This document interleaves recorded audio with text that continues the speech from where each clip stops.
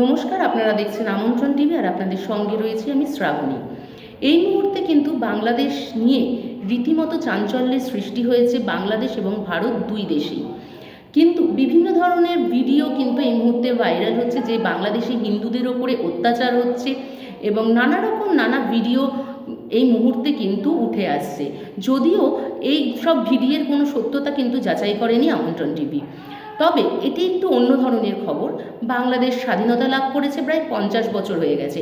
1971 সালে কিন্তু বাংলাদেশ স্বাধীনতা লাভ করে। প্রায় 5 দশক, এই 5 দশকের মধ্যে কিন্তু বাংলাদেশ এখনো পর্যন্ত কোনো ধাতব মুদ্রা নিজেদের দেশে উৎপাদন করতে পারেনি। কারণ বাংলাদেশের অর্থনীতি অনেকটাই দুর্বল, তাই জন্য কিন্তু তারা নিজেদের দেশে যে ধাতব মুদ্রা তৈরি করবে, সেই যে ধাতব মুদ্রা তৈরি করার যে ব্যয়, সেই ব্যয়টা তারা বহন করতে পারবে না বলে মনে করছে। এক্ষেত্রে কিন্তু বিদেশের ওপরেই তাদেরকে ভরসা করতে হচ্ছে। 50 বছর কেটে যাওয়ার পরেও কিন্তু বাংলাদেশ বিদেশের ওপরেই ভরসা করছে তাদের ধাতব মুদ্রা আমদানির ক্ষেত্রে।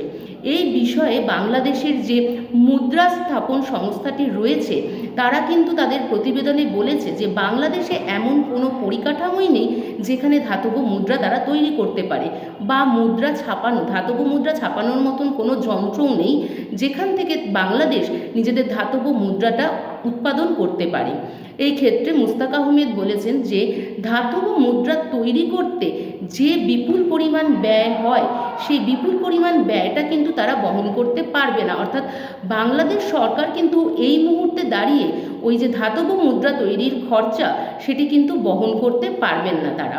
তার জন্য কিন্তু এখনো পর্যন্ত বাংলাদেশকে কিন্তু নির্ভর করতে হচ্ছে বিদেশের ওপরেই। এই ধরনের আরও খবর পেতে আমাদের চ্যানেলটি লাইক, সাবস্ক্রাইব এবং শেয়ার করুন। আমন্ত্রণ টিভি দেখুন, জানুন, মেতে উঠুন।